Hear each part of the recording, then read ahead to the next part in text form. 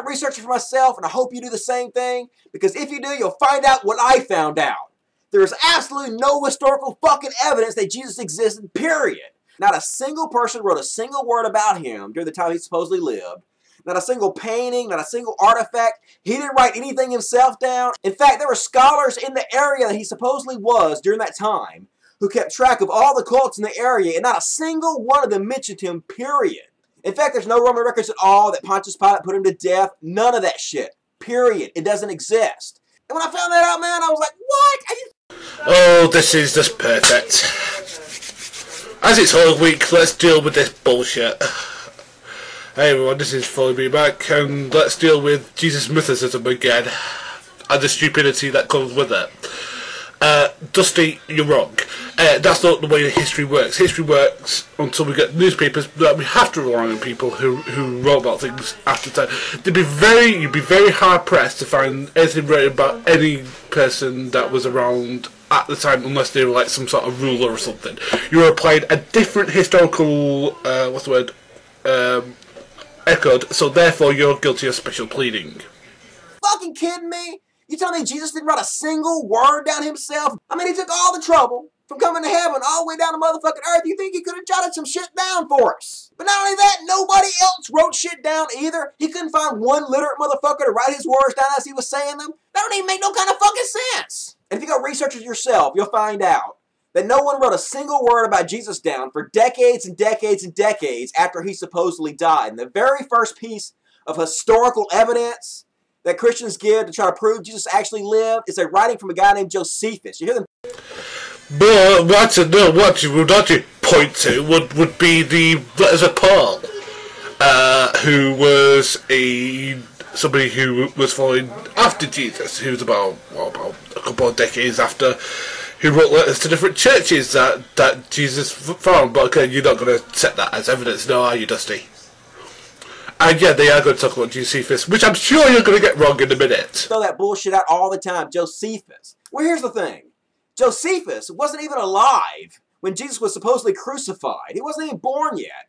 So there's no possible way that he could have laid eyes on Jesus at all. So this is not historical evidence, period. Yes, it is. I'm sorry, you don't know what you're talking about. Josephus scholars will tell you for a fact that he was a historian. He was a very good historian. He didn't just lay on what people would. He would do research and reading. That is why people like Josephus and Tacitus, because they were actual historians. They went around doing actual research and didn't just word of mouth. They researched, they read, they did a lot of asking people on the street what they'd see them and talk to. Because guess what? A lot of people who were around when Josephus was alive were around when Jesus was alive. The same. At best, you would consider that hearsay. But here's the thing. We now know that this very best piece of evidence that Christians give that Jesus was a real man is a total forgery. It was forged in the 4th century by a guy named Eusebius, which was an early church father. The very best piece of evidence that Christians give that Jesus was a real man is a fucking forgery. Wrong again, it wasn't a forgery.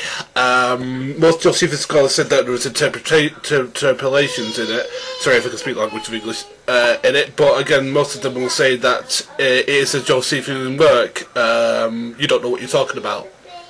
Is a document by a guy named Tacitus from the 2nd century. Yeah, we're in the 2nd century now. That's how little evidence they got. No evidence whatsoever from the 1st century. So let's go to the 2nd century. And obviously, since we're in the 2nd century, Tacitus was not born when Jesus was, could have never laid eyes on him, and never even said he laid eyes on him. The only thing Tacitus says is, there's a cult who call themselves Christians that exist in this time period. That's all he fucking says. And nobody doubts at that time there's a cult of Christians. Just like there were all kinds of crazy-ass cults back in the day. Just because there are cults in the day doesn't mean the figures that the cults are worshipping were actually real. And this shows you've never actually read what Tacitus actually said. He said that they were giving praise to a man whose name was Jesus, who was killed by Pilate. This shows you've never actually read the passage in question. You don't know what you're talking about.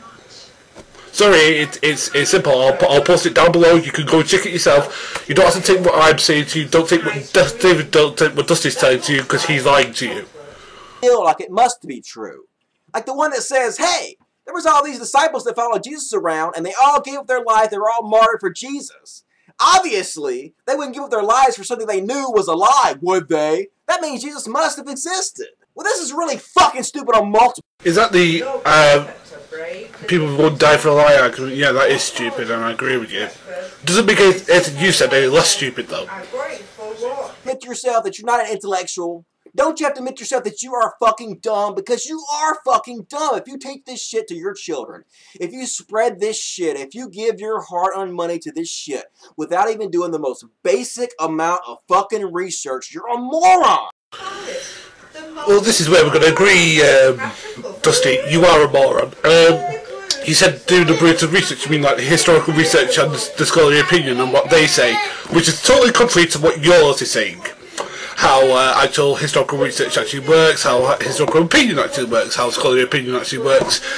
It shows you know nothing about what you're talking about. I mean, I'm not going to get into when you talk about the authorship of the New Testament and how it wasn't.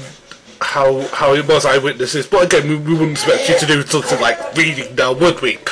No, you keep on saying rational, reasonable, intelligent, logical, all this sort of stuff. Doesn't mean you are these things. You're projecting your fallacies onto us. Okay, those of us who actually do the reading and do the writing. The fact that you don't know anything about Tacitus shows you don't do any reading at all. And I'm going to prove it. I mean, you can go and read it down yourself. Again, don't take my word for it. Don't take Dusty's word for it. Go and read it for yourself. Again, I'm not saying, oh, I'm absolutely right, because I may be wrong. There you go. I may be wrong. But don't take what Dusty says to you or what I've said to you on face value. Do your own research. This is why I don't like debating with Jesus mythicists. They portray their opinion as being the only factual opinion and the only rational, reasonable opinion. But it isn't. But, the fact is that if I can cast aspersions and prove factually why they're wrong, and how their argument doesn't appeal to any other historical figure, and therefore, it's a case of special pleading, it's a little bit hard to take, isn't it? So this is Phoneybeetlemaniacxs. So long, and happy Holy Week.